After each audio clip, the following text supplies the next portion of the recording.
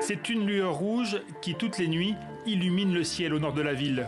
Comme une balise, comme pour rappeler aux 600 000 habitants de Goma, s'il en était besoin, qu'ils vivent sur des charbons ardents.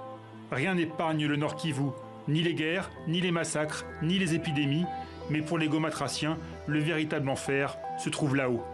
À 3700 mètres d'altitude, un lac de lave en fusion, infime partie du magma qui se cache sous le Nyiragongo, la montagne qui fume en langue locale. Découvert et filmé en 1948 par le célèbre volcanologue belge Haroun Tazieff, le Nyiragongo et son cratère bouillonnant fascinent les spécialistes.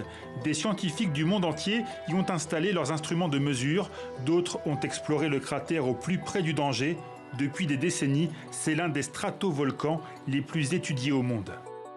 Le volcan, il est vraiment très particulier. C'est le volcan avec la lave plus rapide sur la planète. Il arrive à 100 km/h sur le flanc du cratère. Ces coulées de lave-là, elles vont très rapidement. Vous n'avez pas de possibilité de vous échapper si vous êtes dans le collimateur de la coulée. Fascinant et extrêmement dangereux. En 1977, 600 personnes recensées, sans doute plus, avaient péri dans l'éruption du volcan. En 2002, les coulées de lave avaient enseveli la moitié de la ville jusqu'au lac Kivu. C'est un signe de la fin du monde, quoi.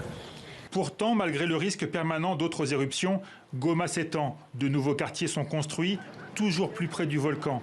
Ce week-end, certains faubourgs ont à nouveau été engloutis par la roche en fusion, mais la catastrophe est sans commune mesure avec les précédentes. C'était une éruption toute petite. Et ça a évité une tragédie de proportions gigantesques. Le danger n'est pas écarté pour autant. Des séismes sont à prévoir, d'autres coulées de lave restent possibles. Surtout, il faut éviter à tout prix de retourner pour l'instant dans les quartiers ensevelis. Malgré les apparences, la lave n'a toujours pas refroidi. Elle dégage des gaz très toxiques. En 2002, quelques jours après l'éruption, 200 personnes étaient mortes en voulant vidanger de l'essence. La station-service avait explosé.